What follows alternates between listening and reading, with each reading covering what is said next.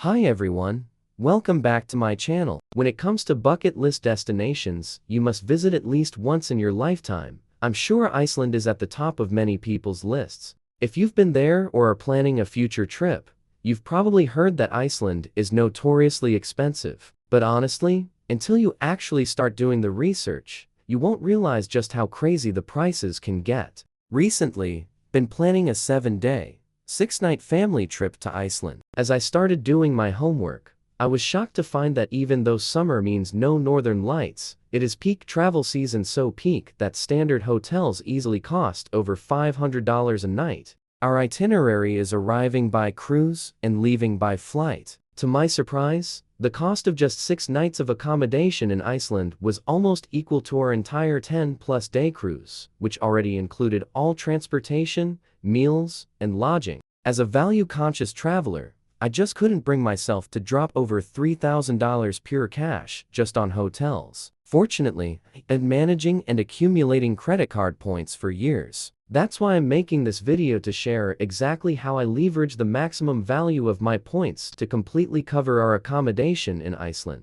When I began my hotel search, I cross-checked the big 3 hotel groups one by one. First was Hyatt. As you can see, I've already put in our dates, guest count, and set the currency to USD. The search results show properties priced around $2,000 per night, all under the Mr. and Mrs. Smith collection. Obviously, that's way too expensive, so I looked into using points. However, these partner hotels don't open up award availability during peak season. So, the conclusion was clear: my Hyatt points were useless here. Next, I checked IHG. As you can see on the screen, the details are entered, so let's just look at the results. There is only one IHG property, meaning we would be locked into the city center for all 6 nights. Whether renting a car or booking tours, that heavily limits how far we can explore each day. At over $300 a night, it's still a hefty cash price. And unfortunately, it wasn't available for points redemption either. From a travel perspective,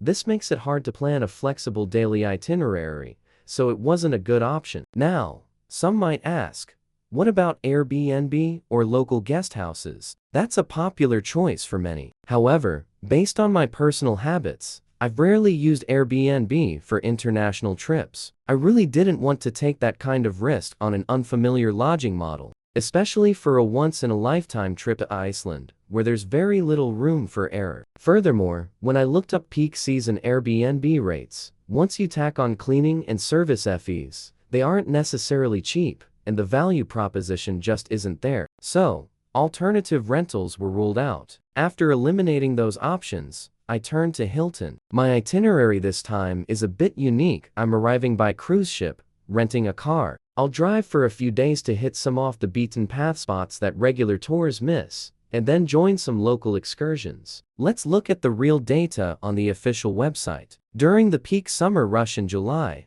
Iceland's hotel prices are staggering. Boutique hotels downtown are over $1,000 a night, and the Nordica, where I plan to stay later, is upwards of $400 a night. Paying cash for 6 nights would easily blow past a $2,000 budget. But when we switch to points, we see rates ranging from 65,000 to over 100,000 points per night. Since I'm starting with the self-drive portion, I decided not to stay in downtown Reykjavik on night 1. Once I grab the rental car, I'm heading out of the city. For night 1, I'm using the free night certificate from my Hilton card to book Hotel Rang on the southern coast, famous for its rustic luxury and stargazing. This maximizes its value. Right now, the points view shows a crazy 620,000 points a night, but that's for a premium suite. The standard rooms can be booked with the certificate though. Spoiler alert, I already snapped it up. For the remaining 5 nights, we will use points at the Hilton Nordica,